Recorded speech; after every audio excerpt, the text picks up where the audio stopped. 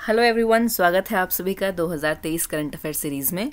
तो इस सीरीज़ में हम लोग जनवरी से दिसंबर तक के सभी इंपॉर्टेंट करंट अफेयर्स को डिस्कस करेंगे। तो चलिए बढ़ते हैं पहले क्वेश्चन की तरफ। बिहार के राज्यपाल राजेंद्र विश्वनाथ अर्लेकर ने आरक्षण को 50% से बढ़ाकर कितने प्रतिशत करने के विधेयक को मंजूरी दे दी है? 4 ऑप्शंस आपके पास दिए गए हैं। इसका सही आंसर होगा 65%, क्योंकि रिसेंटली बिहार में जो है एक कास्ट बेस्ड सेंसस कंडक्ट किया गया था, उसी के बाद ये डिसीजन लिया गया है। चलिए आगे बढ़ते हैं। सेकंड क्वेश्चन है, अहमदाबाद में नरेंद्र मोदी स्टेडियम में खेले गए आईसीसी पुरुष वनडे वर्ल्ड कप 2023 के फाइनल में ऑस्ट्रेलिया ने भारत को 6 विकेट से हरा दिया। इस जीत के साथ ऑस्ट्रेलिया ने कितनी बार एक दिवसीय विश्व कप का खिताब जीत लिया है? तो हाँ जी, वर्ल्ड कप जो है वो सभी को याद होगा और ऑस्ट्रेलिया ने भारत को हराया था वर्ल्ड कप में। तो ऑस्ट्रेलिया जो है वो 6 टाइम्स जो है वो वर्ल्ड कप जीत चुका है, इसे आप याद रखेंगे। चलिए अगला सवाल है, पंजाबी साहित्य के लिए धान पुरस्कार जीतने वाली पहली महिला कौन बन गई है? तो पंजाबी साहित्य के लिए पुरस्कार दिया गया है। अब देखिए, आप धान में जो है वो धान आप याद रख सकते हैं, ठीक है जी। धान से हम लोग धान रिलेट कर सकते हैं, और जो धान है वो धान कौन लगा रहे हैं खेतों में? बाबूजी लगा रहे हैं, ठीक है जी। तो आप इसमें से 4 ऑप्शंस में से इसका सही आंसर जो है आप धान से बाबू रिलेट कर सकते हैं। तो दीप्ति बबूता जो है इसका सही आंसर आ जाएगा। तो दीप्ति बबूता ना, दीप्ति के जो बाबूजी हैं वो लगा रहे हैं, या दीप्ति आपकी कोई फ्रेंड है तो आपको इजीली याद रह जाएगा।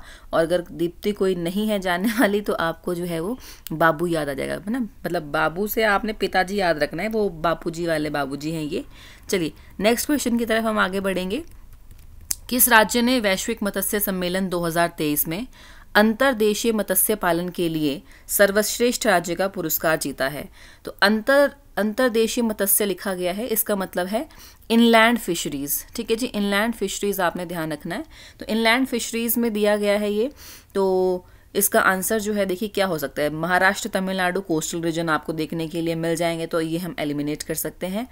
यूपी एंड उत्तराखंड, तो उत्तराखंड फिशिंग ज़्यादा कहाँ होगी? यूपी वाले एरिया में आपको देखने के लिए ज़्यादा मिलेगी। तो इसका सही आंसर जो है हो जाएगा उत्तर प्रदेश। तो उत्तर प्रदेश को जो है वो सर्वश्रेष्ठ राज्य का पुरस्कार दिया गया है। चलिए बढ़ते हैं अगले क्वेश्चन की तरफ। स्टार्टअप डेटा प्लेटफॉर्म ट्रैक्सन ने के आंकड़ों के अनुसार महिलाओं के नेतृत्व वाले स्टार्टअप में कौन सा शहर सबसे ऊपर है? मतलब कि जो वुमेन लेड स्टार्टअप्स हैं उसमें कौन सी सिटी ने टॉप किया है? तो जो महिलाएं हैं उन्होंने बहुत सारे स्टार्टअप्स को स्टार्ट किया और बहुत सारा पैसा कमाया और अपने अपने लिए जो है वो एकदम बंगले बना लिए हैं। हाँ जी, तो स्टार्टअप करके पैसा कमाएंगे ना और बढ़िया घर बनाएंगे, बढ़िया बंगले बनाएंगे। तो महिलाएं जो हैं वो बहुत सारे बंगले बना के बैठी हैं, तो बंगले से हो जाएगा बेंगलुरु, ठीक है जी। तो बेंगलुरु ने जो है वो टॉप किया है महिलाओं के स्टार्टअप में, ठीक है जी। चलिए अगला सवाल है, युवाओं को जल संरक्षण जागरूकता के लिए प्रोत्साहन करने के लिए हाल ही में वाटर स्मार्ट किड अभियान नाम से एक अभियान शुरू किया गया है। यह अभियान किस राज्य ने शुरू किया है? तो वाटर स्मार्ट किड अभियान की बात हो रही है। वाटर स्मार्ट किड अभियान किसने शुरू किया है? तो स्मार्ट किड, हाँ जी, इसमें से स्मार्ट किड कौन है? बहुत ही जो स्मार्ट बच्चा है, ठीक है। तो आपको क्या लग रहा है इसमें से कौन स्मार्ट किड होगा? तो जो मेघा है, ठीक है, जो मेघा है वो बहुत स्मार्ट किड है। तो वाटर स्मार्ट किड अभियान। अब त्रिपुरा, असम, ओडिशा, इन सभी ऑप्शंस में से आप जो हैं वो इजीली रिलेट कर सकते हैं मेघा से, ठीक है। तो आपका आंसर हो जाएगा मेघालय। अगला सवाल है, कौन सा भारतीय राज्य दिसंबर में हॉर्नबिल त्योहार मनाने जा रहा है? तो सिंपल सवाल पूछा जाता है आपसे कि हॉर्नबिल त्योहार जो है वो किस राज्य में मनाया जाता है? तो हॉर्नबिल, बिल से जो, हाँ जी, बिल में कौन रहता है? अब इसमें से बताना ना, बिल में तो बहुत लोग रहते हैं, बट यहाँ ऑप्शन में से आपके पास आंसर आएगा नाग, ठीक है जी। नाग जो है, सांप जो है, तो वो रहते हैं बिल में। तो नागालैंड में जो है वो हॉर्नबिल त्योहार मनाया जाता है। ये इंपॉर्टेंट क्वेश्चन है, आपको एग्जाम में देखने के लिए मिलता रहेगा। चलिए अगला सवाल है, किस राज्य के पर्यटन मिशन ने संयुक्त राष्ट्र विश्व पर्यटन संगठन के केस स्टडीज की वैश्विक सूची में अपनी जगह बनाई है? तो क्वेश्चन ये है आपके पास कि जो टूरिज्म मिशन है, हमारे किस राज्य के टूरिज्म मिशन ने united nation world tourism organization में अपना जो है एक प्लेस हासिल किया है? तो हाँ जी, हमने ये पहले भी क्वेश्चन डिस्कस किया है। टूरिज्म कहाँ का आपको बेस्ट देखने के लिए मिलेगा अपने भारत में? जहाँ पे आपके पास लिटरेसी बहुत अच्छी है। रिस्पॉन्सिबल टूरिज्म जो है वो किस राज्य का है? केरल का है। तो केरल ने ही जो है वो इसमें अपना एक स्थान हासिल किया है। अगला सवाल है, किस राज्य और किस जिले में भारत का सबसे बड़ा टाइगर रिजर्व चालू होने वाला है?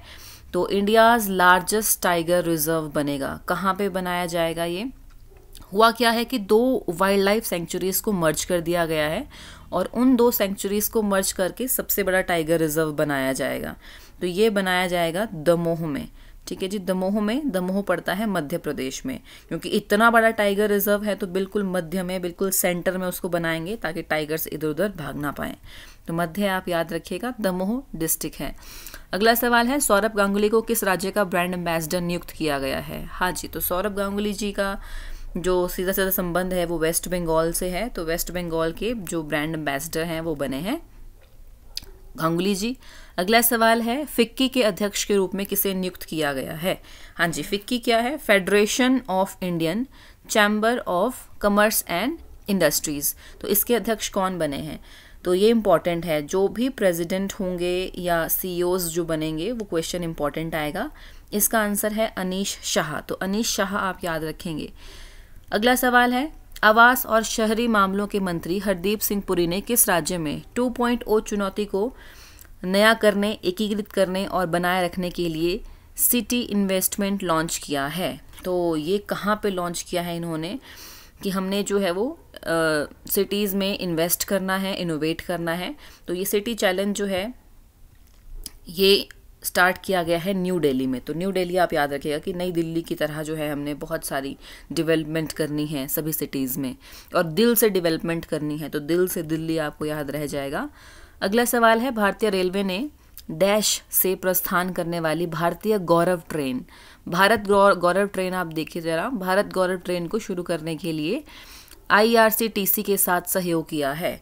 तो भारत गौरव ट्रेन जो है वो कहाँ से शुरू की जा रही है? हाँ जी, तो ये 4 ऑप्शंस आपके पास दिए गए हैं। आपको क्या लगता है कौन जो है वो भारत का गौरव है इसमें से? भारत का गौरव छत्रपति शिवाजी। ठीक है जी, छत्रपति शिवाजी जो है वो भारत का गौरव है। तो छत्रपति शिवाजी टर्मिनस से जो है वो भारत गौरव पर्यटक ट्रेन शुरू की जाएगी। तो इस तरह से आप भारत गौरव ट्रेन से इसको रिलेट कर सकते हैं। अगला क्वेश्चन है, नवंबर 2023 में भारतीय रिजर्व बैंक ने RBI द्वारा जारी कुछ निर्देशों का पालन ना करने के लिए किस बैंक पर 90 लाख रुपए का जुर्माना लगाया है? ठीक है जी, 90 लाख रुपए का। अब 90 लाख रुपए का जुर्माना जो है वो RBI ने किस पे लगाया होगा? अपने एक्स पे लगाया होगा, है ना, कि फाइन दो आप। तो एक्स से हो जाएगा एक्सिस बैंक। ठीक है, तो एक्सिस बैंक आपको याद रह जाएगा, 90 लाख रुपए का फाइन लगा दिया एक्सिस बैंक के ऊपर। अगला क्वेश्चन है, लंदन स्थित लग्जरी यात्रा पत्रिका कॉन्डे नास्ट द्वारा 2024 में एशिया में यात्रा करने के लिए सबसे अच्छी जगह कौन सी बताई गई है? तो मतलब best place to visit in India. तो आपको क्या लग रहा है वो बेस्ट प्लेस कौन सा होगा? इन एशिया, ना, एशिया में जो है वो बेस्ट प्लेस बताया गया है ये। तो हमारे भारत में जहाँ पे टूरिज़्म बहुत अच्छा होगा, जहाँ लिटरेसी बहुत अच्छी होगी, वहीं पे आएंगे घूमने के लिए। तो इसका आंसर होगा कोची, है ना, कोची पड़ता है केरल में। तो कोची आप याद रखिएगा। अगला क्वेश्चन है, अंतर्राष्ट्रीय पुरुष दिवस हर साल किस दिन मनाया जाता है? अगर पूछा जाए अंतर्राष्ट्रीय महिला दिवस तो आप सभी को इसका आंसर मालूम होगा, क्योंकि महिलाओं को लेके बहुत सारे कैंपेन चलाए जाते हैं और बहुत सारे जो है वो प्रोग्राम्स चलाए जाते हैं, और पुरुष दिवस जो है ये बहुत ही दरकिनार कर दिया जाता है। ठीक है, तो आपको पता होना चाहिए अंतर्राष्ट्रीय पुरुष दिवस जो है वो कब मनाया जाता है। ये होगा 19 नवंबर को। ठीक है जी, 19 नवंबर आप याद रखिएगा यहाँ से।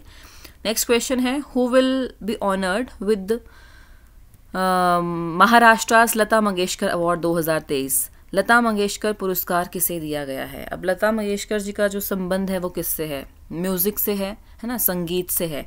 और संगीत में जो है वो क्या ज़रूरी है? संगीत में सुर ज़रूरी है। बिना सुर के जो है वो कैसे काम चलेगा संगीत में? तो सुर से आ जाएगा सुरेश वाडकर। सुरेश वाडकर आप याद रखेंगे। लता मंगेशकर पुरस्कार किसे दिया गया है? सुरेश वाडकर को। नेक्स्ट क्वेश्चन है, हाल ही में किस देश ने M51.3 लंबी दूरी की बैलिस्टिक मिसाइल का सफलतापूर्ण परीक्षण किया है? M51 जो ये बैलिस्टिक मिसाइल है इसका निरीक्षण किसने किया है?